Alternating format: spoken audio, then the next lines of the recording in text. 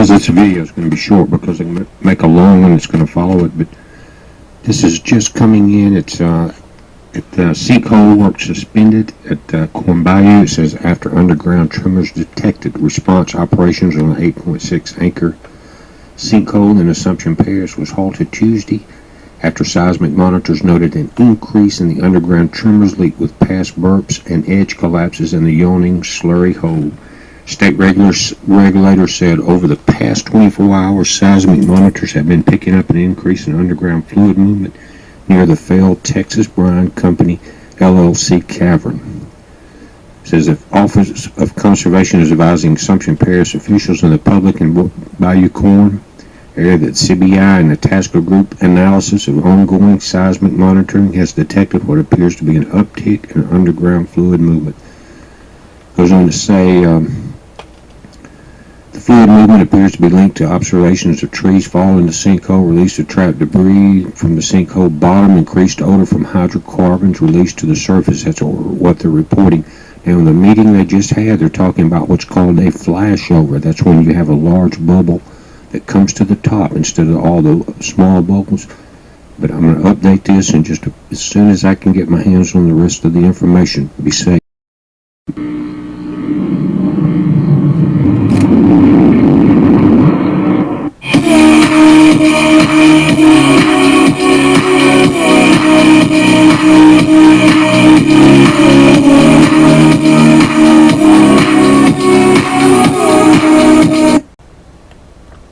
It's a living, breathing thing, the Assumption Parish sinkhole. More than 200 days after it mysteriously began swallowing up the swamp, hundreds of residents are still under a mandatory evacuation order. As Katie Moore reports, the cavern that caused it is still collapsing, leaving Bayou Corn residents wondering if there will ever be an end in sight. Bayou Corn has always been a peaceful place. We could drop the boat right there and just take off to go fishing. It was just like a paradise. But now it feels downright empty. Jamie Weber is gone. A sign on her old home says it's thanks to Texas Brine. She had no idea that she was putting her mobile home on land on top of an underground salt dome, one full of caverns used to make brine or salt water, others used to store hazardous, potentially explosive gases. Geophysicists now say the western side of one of the brine caverns is collapsing, filling in from deep in the earth, causing the sinkhole at the surface to expand and contract. On October 25th, we moved out of our home. She and some of the 350 evacuated Bayou Corn residents packed a joint legislative hearing in Baton Rouge in recent days looking for answers. Many of the ones they keep getting are conflicting and confusing, especially from the state and the company that once mined the collapsing salt cavern, Texas Brine. Senator, the cause of the sinkhole is the subject of pending litigation. At this point, I don't think it's proper to have any discussion about what the cause is and whether we accept what anyone has said regarding the cause of the sinkhole. The cavern collapse led to the sinkhole and created a path for the natural gas and the crude oil to come to the surface. That's Louisiana Department of Natural Resources Secretary Stephen Schutz. He slipped out a back door after the hearing without giving us the chance to ask him any questions. The sinkhole is constantly changing. It changes every time we go out there. Gary Hecox is an engineer consulting with DNR about what to do about the sinkhole. It's uncharted territory. The cavern was 3,400 feet deep, which is deeper than any known cavern failure impacting the surface in the international record. Meaning nowhere in the world has a brine cavern this large collapsed, and it's not finished yet. We still have 450 feet to fill. How long is it going to take to fill this up? At 1 foot per day, we're looking at an ongoing event that's still going to run over a year. Every time it shifts, recently installed seismic monitors pick up tremors like little earthquakes. When it does, big bubbles of natural gas, vegetation, and crude oil are released to the surface. They call it a burp. it appears that the sand and gravel that's in the bottom of the sinkhole breaks up a large gas bubble into many small bubbles, just like an aquarium, and that is a good thing, because if you get a single bubble up and have an ignition source, you can have a flashover. An explosion. Instead, those little bubbles are coming out all around the actual sinkhole site, with 20 new sites spotted in the last month. 9 months after the bubble sites first surfaced, Texas Brine started installing vent wells to alleviate the pressure underground. You can see some of them burning in 15 places around Bayou Corn. We continue to install relief wells as fast as we can, and we'll keep doing so as long as they continue to be effective. The problems in Bayou Corn aren't just ones you can see, but what you can't see. Take these guide wires, for example. During a recent rain, bubbles started coming up from around them. That's when residents knew the problems weren't just far off in the bayou. A house acts like a tent, and so if it's migrating up through the soil and it's being caught in the house, it's building up concentrations in the house. And then if it reaches explosive level, then one little spark in the house would set it off. Nick Romero now has 5 DEQ monitors installed in his house to measure natural gas and other chemicals. We have had our grandkids, and now we can't. I love to fish, and now I don't want to. They're struggling not just with the instability underground, but in their lives. Romero and some others haven't evacuated, but Weber did in October.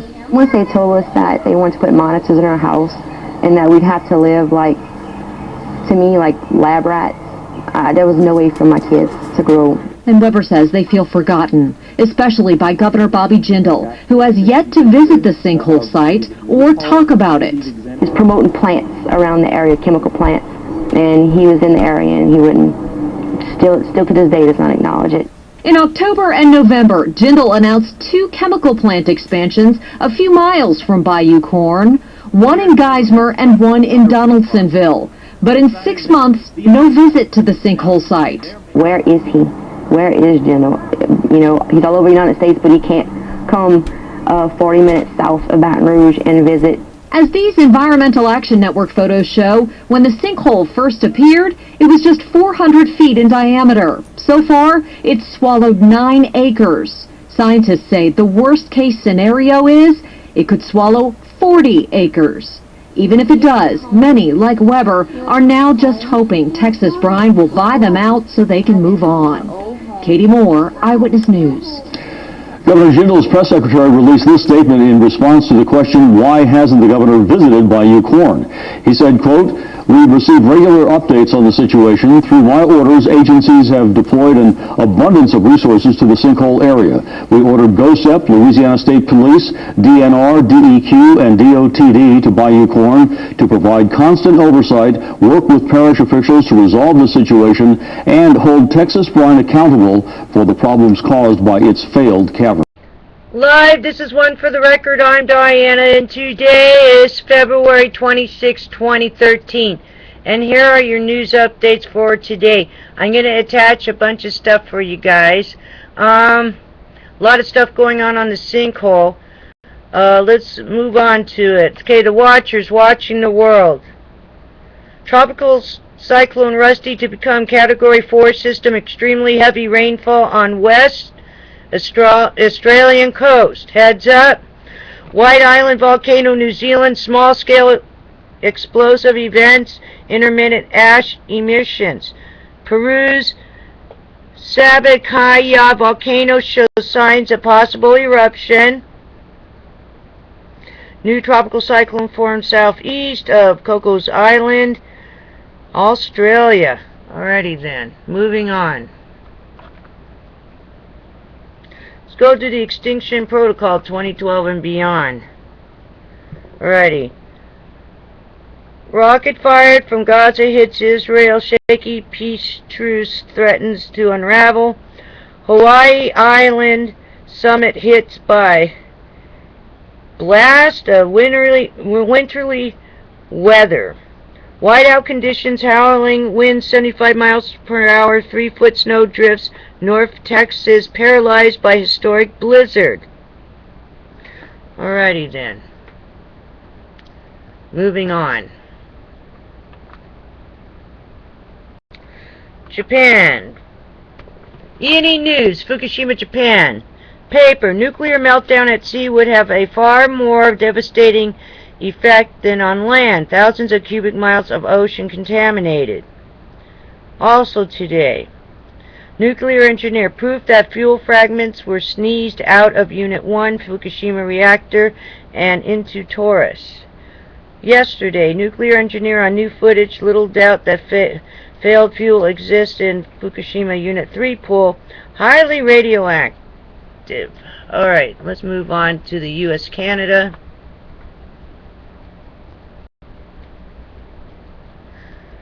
Today, officials. Work by giant sinkholes suspended, increase in underground fluid movement, odor from hydrocarbons being released.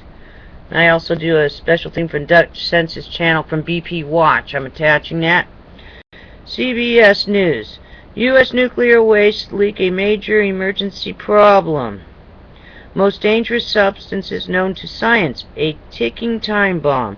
Also today, WWL. Residents angry as Louisiana sinkhole continues collapsing. Flashover disgust, like when leaving gas on too long before lighting propane grill.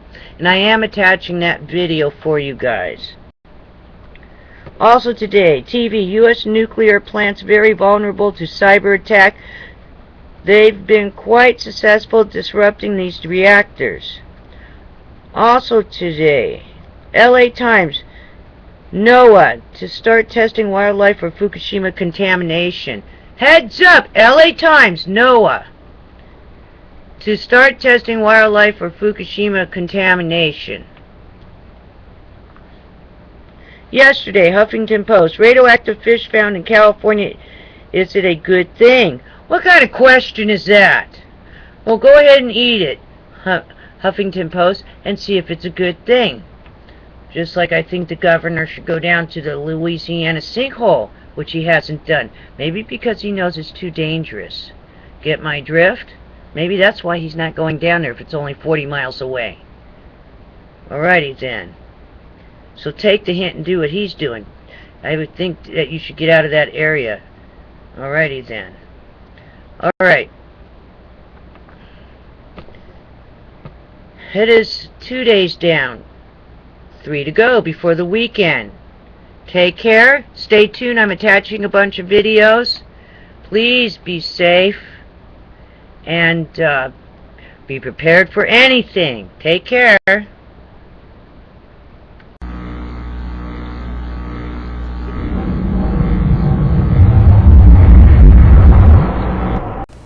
Kaku is a physics professor at the City University of New York. Welcome. Glad to be on. So how big a deal is these leaks, and how do you define the problem? It is scandalous. We are 68 years into the atomic age, and we're leaking nuclear waste dating all the way back to the Nagasaki bomb. And outside of Russia, that makes Hanford the most contaminated nuclear site on the planet Earth. Wow. In a time of sequester, taxpayers spend $2 billion per year just maintaining the cleanup operation. And then it was revealed that hundreds of gallons of high-level toxic waste have been leaking over the last several years right into the ground, eventually into the groundwater, and maybe into the Columbia River. You say the most contaminated site in the world behind some places in Russia, so That's who's right. at risk? Who's at risk is, first of all, we have to realize that nuclear waste is a toxic witch's brew of chemicals, the most dangerous known to science. Plutonium, enriched uranium, nitric acid, solvents, salts, all mixed in a liquid vat. And we have 56 million gallons worth of this toxic stuff. Now, to get this into perspective, to get your head around this, imagine 80 Olympic-sized swimming pools containing the most toxic substance known to science, of which 2 Olympic-sized swimming pools have leaked right into the ground and eventually into the water table and perhaps into people's drinking water. So what are you going to do? Well, we have to immediately realize that this is a major emergency problem. The government promised us 10 years ago that it's under control, and now we realize that it's not. They have to take the waste, put it into new vats that are double, triple lined. They have to drill to assess how far the waste is, and it's a ticking time bomb. In 50 years, we don't even know when, it's going to hit the ground table. When it hits the ground table, it'll go right into the Columbia River. And remember, that's one of the major rivers in the entire Pacific Northwest. Professor Kaku, again here with good news. Yes, last week it was the asteroids. Now it's leaking nuclear material. This is a bit scary. It is very scary. It is scary, right? This is the legacy of the Cold War, Russia and the United States. So we both have black eyes when it comes to handling nuclear waste.